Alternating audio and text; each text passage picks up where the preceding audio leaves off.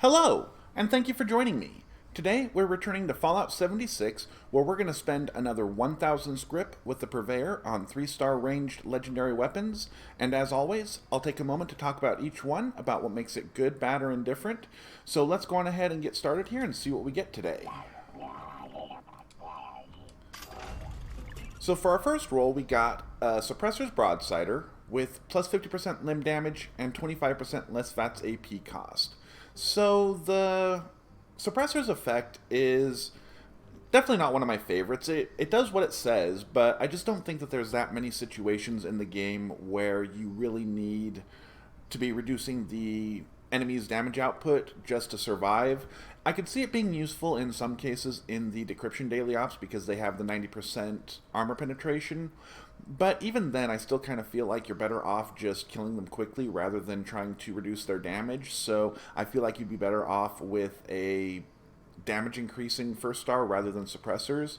Maybe at some point there'll be some boss or something where it's really important that they have their damage output reduced just for the players to survive or something, but at this point in the game I don't really think that there is anything like that. So it's kind of a bit of a dud just because of that. The plus 50% limb damage, that's really kind of a dud as well. If you really want to be crippling something, I feel like you're much better off just running the perks that give you a chance to cripple, as opposed to relying on the 50% limb damage bonus legendary effect. So really, and especially with the Broadsider being a little bit slower firing weapon, obviously it's got a fire rate of 3, so it's not firing quickly. Even if you've got the, I forget the name of the mod, but I think there's a mod that you can put on it that gives it like four cannonballs, I think, that it'll hold before you have to reload it, so you're not necessarily having to reload it every single time depending on how you have it modded out, but still it's not going to be a fast firing weapon by any means, and its damage is respectable. It's not crazy, but it's definitely not bad by any means. So with a high damage and slow firing weapon, the plus 50% limb damage is really not doing a whole lot for you. So the 25% less VATS AP cost, I guess if you wanted to use a heavy gun in VATS, this is the kind of gun that you could do that with, kind of a little bit like a sniper rifle, like a heavy gun version of the hunting rifle or something. I don't know that that's the best way to go. I actually think it's not, but it could be something fun to play around with just once in a while, I guess. But overall, this one's a dud. I think we've talked about it long enough. Let's move on to the next one. And here we've got the Executioner Short Western Revolver with 25% faster fire rate and 90% reduced weight. So the Executioner's effect is kind of interesting because it's actually, as far as I know, the only legendary effect that is still multiplicative as far as damage increases. So it's actually giving you plus 50% damage on the damage card, even when you've got bonuses to it from perks or from chems or from mutations or from whatever you've got them from. So that's actually a very powerful effect. Unfortunately, it does absolutely nothing until your target is below 40% health. That's its drawback. So, you know, it's kind of a situational effect. I feel like on bigger enemies, it can be very, very useful at times, but on your typical enemies that you can take down in 1 to 2 shots normally anyway, it's not doing a whole lot for you. The 25% faster fire rate on this weapon is kind of interesting just because it has such a slow fire rate, and I learned in one of my Weapon Spotlight videos, the one with the Alien Disintegrator as a matter of fact, that the 25% faster fire rate does matter on some semi-automatic weapons. It can really allow you to spam the trigger much faster and actually get shots from it, and so it can significantly increase your fire rate. It did so on the Alien Disintegrator, and I'm actually wondering if the Western Revolver might be one that does that. So I might consider actually running a Weapon Spotlight on this weapon, or even just running a test like that or something, just to see if that's the case. And it's also possible that this weapon does low enough damage that the Executioner's effect might be able to save you a round or two on a lot of your farming enemies, so especially considering that it's not suppressible, so you don't really have the ability to stay reliably in stealth with a weapon like this, so it might be kind of interesting. Definitely not an amazing weapon. And then the 90% reduced weight, not my favorite effect on pistols and rifles, just because by the time you mod them out, they are gaining a significant amount of weight, and especially with pistols because they're generally pretty light to begin with. But it's, like I say, it's worth keeping in mind that the mods that you put on it are not gaining the benefit of the 90% reduced weight. So I typically see my weapons, like my rifles especially, in about the range of half the weight once I've modded them out as a weapon that did not have the 90% reduced weight. So it's not nothing, but it's not amazing either. Let's go on ahead and move on to the next one. Here we've got a Mutant's Pipe bolt-action pistol with plus 50% VATS hit chance and plus 50 damage resistance while aiming. So the Mutant's effect has gotten a bit of a buff when they rebalance all of the legendary effects so that it can give you up to 25% damage bonus if you've got 5 mutations, which I think most high-level players probably will by the time you've got Marsupial, Speed Demon, probably either Herbivore or Carnivore, whichever you prefer for your character, and then, you know, a couple of mutations that are particularly effective for your build. So in many cases I feel like you're not really giving up anything at all for the Mutant's effect. It's just that the benefit of 25% damage bonus, which is additive base damage of the weapon, is just not that exciting when you compare it to things like anti-armor or aristocrats or junkies or especially bloodied. So it's not bad, it's just kind of unexciting. I feel like they could have done a little bit better with that. Maybe even just make it to where it maxed out at 10 mutations, because you get some significant drawbacks even with the not Starch Genes, but Class Freak mutation or perk that reduces the penalties from your mutations by 75%.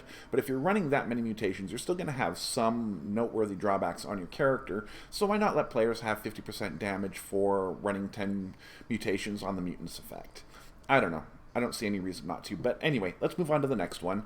The 50% VATS hit chance, that is an excellent effect. It's one of my favorite second stars on pretty much any weapon that is effective in VATS, and this is definitely a weapon that's effective in VATS. You can use it almost exclusively in VATS because of its slow-firing nature. So that's a good thing. It's definitely going to get you some extra damage because you are going to be able to hit those weak points, you know, the heads or the thrusters on gutsies and things like that much more effectively. So you're going to get some extra damage that way, and then if you're using VATS, you're going to get more of those criticals, so that's a good thing too. The plus 50 damage resistance while aiming, that unfortunately does not synergize well with the second effect, but it does give you something if you are choosing to aim down the sights instead of using VATS. I feel like you're generally better off with a weapon that is more specialized to your playstyle, and if you feel like switching up playstyles, switch weapons. But I can see the benefit of having a more versatile weapon. So overall, this one's kind of unexciting though. Let's move on to the next one and see what else we can get. And here we've got a Stalker short assault rifle with plus 50% limb damage and 15% faster reload. So the Stalker's effect is probably my least favorite first star in the game at this point, because all the others do at least seem to do something beneficial in at least some situations, whereas, at least in my experience, the Stalker's effect pretty much does not. I mean, you will gain, basically it's like having the 50% VATS hit chance bonus on the first star, except having to pay an extra 50% AP cost for it, and only working when you are not in combat. So, just bad, really. And the plus 50% limb damage, we talked about that earlier. This weapon you probably get a little bit more from that effect because of its low base damage and potentially high fire rate. I mean, even on the semi-automatic version, it's going to fire pretty much as quickly as you can spam the trigger. But if you make it fully automatic, it's going to have the full 75 fire rate that all the standard rifles do. So you will probably get a little bit more utility out of that than you would with, say, the Broadsider that we saw it on earlier. But even so, I still feel like you'd be much better off just running the perk to give you a chance to cripple limbs if that's what you want to be doing. The 15% faster reload, I'm actually kind of curious about that one, because one of my viewers mentioned in my comments to a previous video that the 15% faster reload is actually negligible bonus when you are running the Speed Demon mutation, which is very possible. I haven't actually tested that. He mentioned that Fisty McRib had tested it, and I haven't seen that, but, you know, I do enjoy Fisty's videos, so I think I do believe that if he's tested it out, it probably is the case, but I think I might try that out myself one of these days just to see how it works myself, but I do believe him, so if that's the case, then that third effect has really gone down for its value in my eyes, because I run Speed Demon on every one of my characters. I suspect most players do as well, so that one that was really kind of the big one on this weapon, so this one is pretty much just a dud. Let's go on ahead and see what else we can get. And here we've got the Assassin Short Laser Pistol with plus 25% damage while aiming and plus 50 damage resistance while aiming. So the Assassin's effect is kind of interesting because, as I understand it anyway, if you are a PvP player, I'm not a big PvP player myself, but if you are, you probably want to be at full health, which makes perfect sense to me. And so using the Assassin's weapons gets you the full 50% damage bonus with no other drawbacks when you're engaging in PvP. So I could see it being very desirable for those players who want to engage in PvP heavily. The 25% damage while aiming, that could actually be pretty good. I know that in the, I don't know, past year or so, 6 months, somewhere in that neighborhood, they released an update, in one of the updates, the ability for VATS to work in PvP, whereas previously it did not. So the 25% damage bonus while aiming would have been very good for PvP back then. It probably still is, although I'm not sure that the laser pistol is really what you want to be using for that. You probably want to use something a little bit more powerful. The laser pistol has definitely increased in utility since they rebalanced the way that energy damage works against energy resistance, and it's definitely better than it used to be, but it's still not a top tier weapon by any means. And the plus 50 damage resistance while aiming, that actually synergizes very well with the second star, which is great. So I could see that being useful in, you know, in PvP, but at the same time, I think people would be trying to find something a little bit more powerful than this. So once again, mostly a dud. Let's see what else we can get here. And here we got a legendary alien disintegrator, and exterminators, of course, with plus 50% limb damage and plus 1 agility, so basically a bad one. We've got the exterminator's effect is probably, I'd say probably the worst of the Slayer's effects, just because there's not really a lot of times when you're going to be going out and actively seeking out Mirelurks or bugs to hunt down. You know, even if you're still grinding out the reputation with Creator and you're still trying to take Mirelurk meat to the Ohio River Adventures every day just to get a little bit of extra rep there, I don't know that it's worth keeping a specific weapon around for that. And it doesn't really work on anything else, like the Hunters works on Scorch Beasts at least, and things like that. So the others have at least a little bit more utility. This one is just kind of a dud, I think. The plus 50% limb damage, well, I'm not going to beat that dead horse. We've already talked about that. Pretty much everything that applied with the assault rifle applies here on that second star. And then plus 1 agility, it's not bad. I don't think anyone's going to complain about getting an extra point in any of their specials, really. But at the same time, it's not that good because the bonus you get from it is more action points and better stealth, which there's nothing wrong with those benefits. Those are good benefits. It's just that plus 1 agility is not giving you much of those. So overall, another dud here. Let's see if maybe we can get something decent today.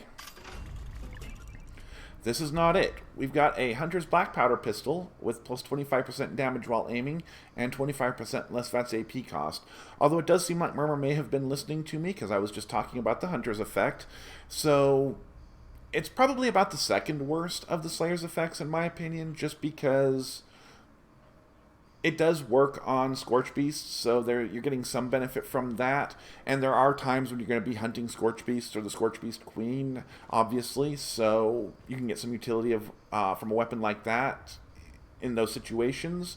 But I don't think there's a lot of times you're going to be going out and hunting down Deathclaws or Yaoguais or that kind of thing, unless maybe it's for a daily challenge, and even then you're going to find a few and move on to the next challenge. So Overall, not an exciting first star. The plus 25% damage while aiming could actually be very good on this weapon, because this is definitely the kind of weapon that you could use as sort of a sniper weapon, because it's going to take a long time to reload and be able to fire it again, so you're not going to necessarily want to be right on top of your enemies if you can avoid it when you fire it. And getting some extra damage while you're aiming down the sights will help you get those one-shot kills and help prevent you from getting swarmed, although that's probably going to happen in at least some situations if you're using a black powder weapon as your primary weapon. So the 25% less VATS AP cost does not synergize well with the second star, but it does give the weapon a little bit of versatility so that you can be sure to get those hits on the weak points, which will once again greatly increase your chances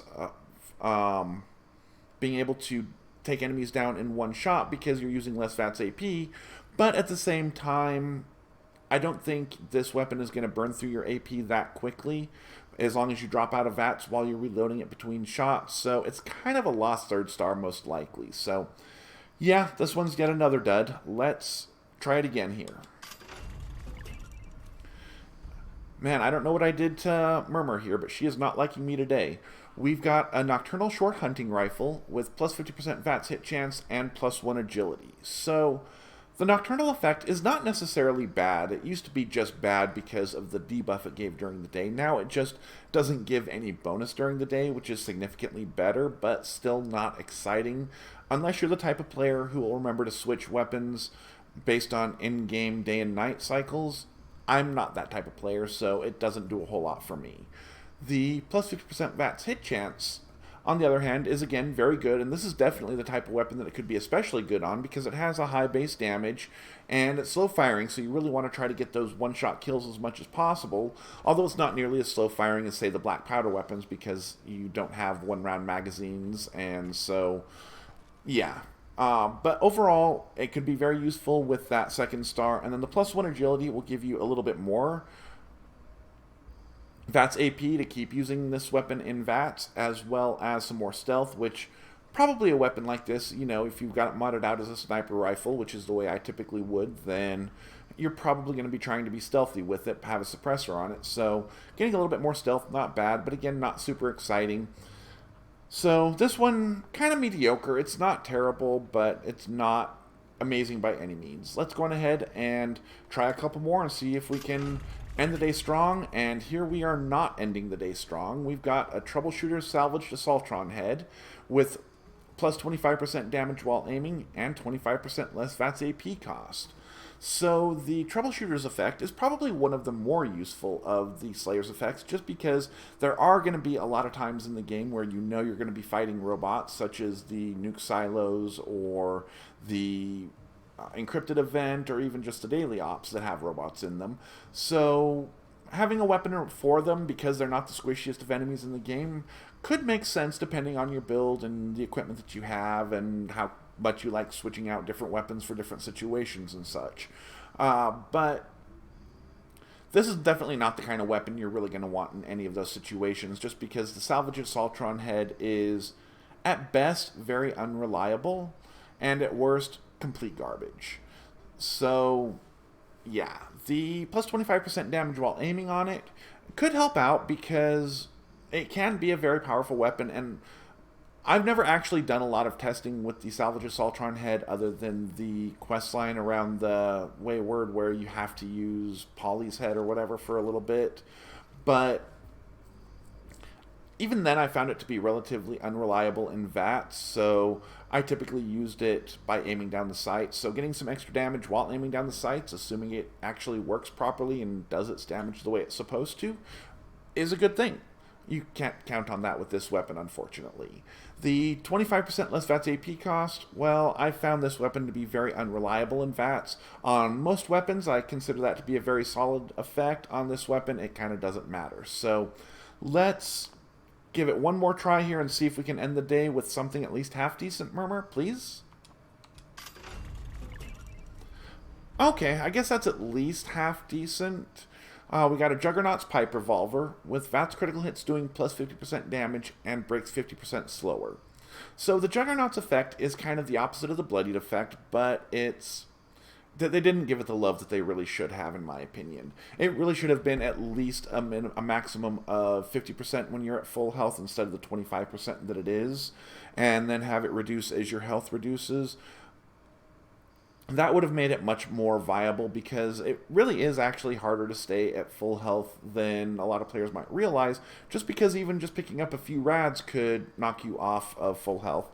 Although if you're running what rads, that's probably not going to affect you for too long, but still. The VATS critical hits doing plus 50% damage, that's a very strong effect. I really like that effect on pretty much anything that I could use in VATS regularly, and the Pipe Revolver is definitely something that you can do that with. Plus the Pipe Revolver actually has an added benefit of being able to be suppressed, which no other revolver in the game can do that. So if you are looking to use a revolver because you like them for whatever reason, or just, you know, wanting to play around or whatever you feel like doing there, but still want to be able to use stealth, then this is the weapon for you. And getting some extra stealth or damage from the stealth bonuses and from your criticals can really help make this weapon do a lot more damage and be a lot more competitive with other stronger weapons than it otherwise could. The breaking 50% slower, that is not a bad effect. I mean, I don't think anybody really enjoys having to repair their weapons and armor in this game, so having an effect that makes you have to do that less frequently is definitely a good thing, but it really doesn't affect your combat ability or anything else in any meaningful way, and I'd rather have something that does. So overall, it's a decent mid-level or mid-tier kind of weapon. It's not amazing by any means, but I could definitely see, you know, some players using it until they got something better if they are a gunslinger build and wanting to use stealth. So anyway, we pretty much had a very disappointing day here at the Purveyor, but that's the way it goes sometimes. Maybe it means next week we'll get something good. Fingers crossed. Anyway, please remember, if you enjoyed my content, be sure to like, comment, and subscribe. It really helps the channel out, and it doesn't cost you any money. And until next time, thank you for watching.